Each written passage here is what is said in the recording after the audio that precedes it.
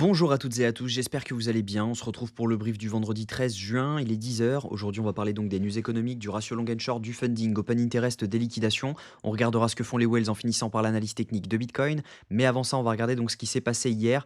Hier, on a eu donc des gros mouvements sur Bitcoin, sur le marché en général, c'est normal. C'est dû à une guerre entre Israël et l'Iran.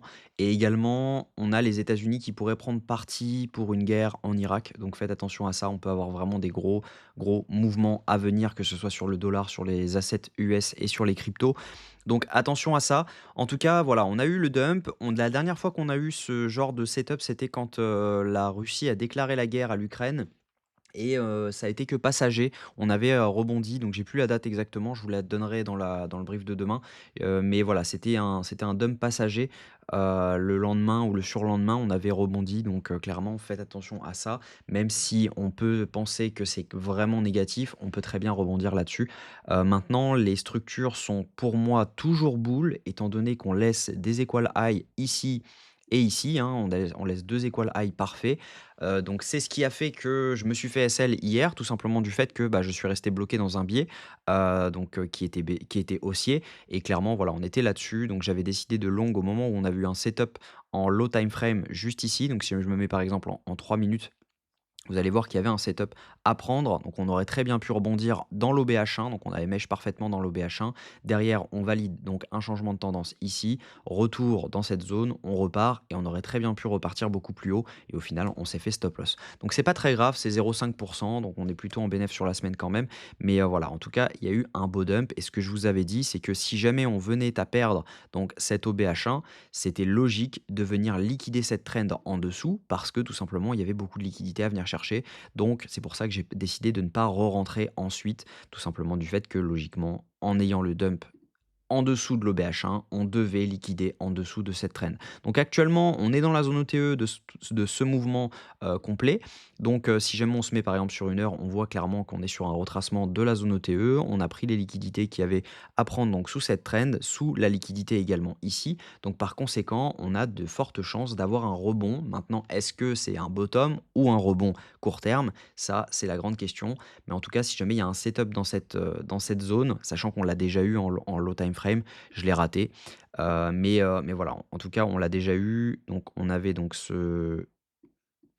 peut-être pas en M15, on aura peut-être le setup en M15. Mais voilà, si on regarde en M5, on avait donc ce setup juste ici. On voit qu'ici, on a notre changement de tendance. Donc derrière, on repart à la baisse. On ne liquide pas là-dessous. Donc clairement, on pourrait venir liquider là-dessous pour ensuite repartir. Donc si jamais on a une liquidation qui vient juste en dessous sur cette zone, on pourrait potentiellement re-rentrer. On verra ce qui se passe au moment de l'ouverture US.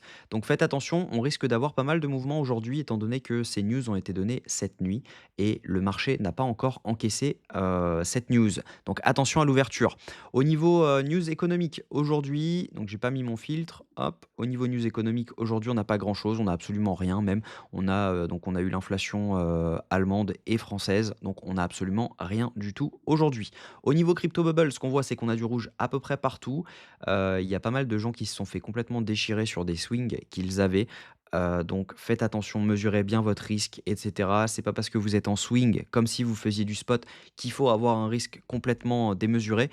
Clairement, le risque est bien présent. Donc voilà, on a des moins 17%, moins 13%, moins 11% sur certains. Donc clairement, faites attention à vous. N'allez pas overtrade et n'allez pas ouvrir des positions qui sont bien trop grosses par rapport à votre capital. Tout simplement du fait que ces mouvements-là arrivent quand même souvent. Donc faites attention à ça. Au niveau liquidation, ce qu'on voit, c'est qu'on a du monde quand même qui est à longue. Donc juste en dessous, hein, sur les 48 dernières heures, on voit qu'on a des liquidités à venir chercher en dessous. Mais la plupart se trouvent quand même au-dessus. Si jamais je me mets par exemple sur une semaine, on voit que bah, les equal high qu'on a juste ici, clairement, il y a vraiment du monde à venir prendre. Même si on a pris toutes les liquidités qu'il y avait à prendre en dessous, on voit que là, bah, on a vraiment beaucoup de liquidités à venir prendre autour des 111 000 dollars. Donc si jamais ça commence à partir, ce sera une certitude de venir les chercher.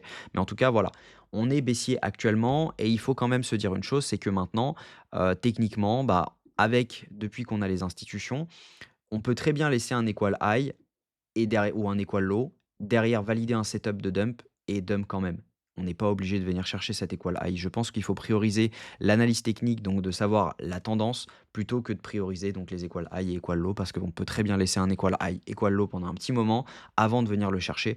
Et là, clairement, c'est ce qui s'est passé. Moi, je suis resté bloqué dans un biais et donc la prochaine fois, je vais plutôt prioriser tout simplement l'analyse technique de la tendance plutôt que des equal high, etc. Où je prendrai zéro décision si jamais je vois que je suis dans un doute total.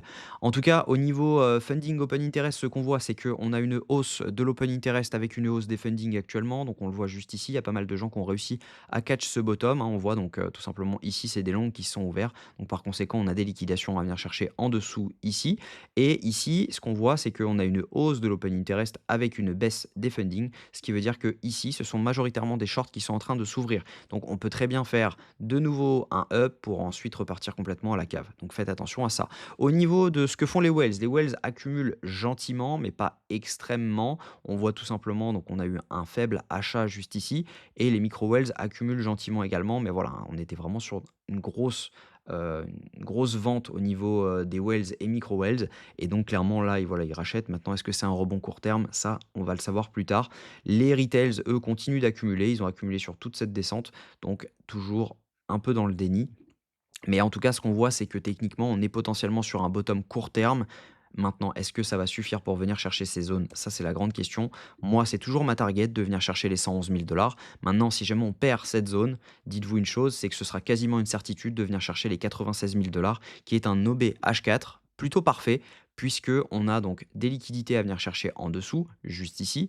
On a notre FVG juste là. C'est le dernier OB avant de passer vraiment, vraiment baissier en weekly. Donc si jamais je me mets en weekly, hop, sachant qu'on est toujours baissier en weekly, hein, on n'a pas validé de changement de tendance ici. Certains vous valideront le changement de tendance avec la bougie, mais voilà, on pourrait passer complètement baissier si jamais on vient chercher cette zone, étant donné que ici on validerait donc potentiellement un changement de tendance.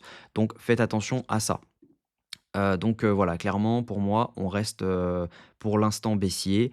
On a donc notre bon court terme qui peut agir, revenir dans cette zone-ci, peut-être retester la trendline autour des 107 000 et ensuite avoir potentiellement un redump. Donc je pense que je ne vais pas prendre de décision aujourd'hui. On est vendredi 13, en plus le marché aime bien jouer les, jours qui sont un peu étranges. Mais voilà, à mon avis, si jamais on perd cette zone, on peut venir chercher potentiellement la zone des 98 à 97 318 dollars. Donc ce sera intéressant de potentiellement pouvoir se placer dans cette zone. En tout cas, j'espère que cette vidéo vous a plu. Si c'est le cas, je vous invite à vous abonner, à liker cette vidéo et à commenter ce que vous en pensez. N'hésitez pas à nous rejoindre sur la school si jamais vous voulez vous former au trading. Ce sera un grand plaisir de le faire. Et en tout cas, on se retrouve demain à la même heure. Prenez soin de vous.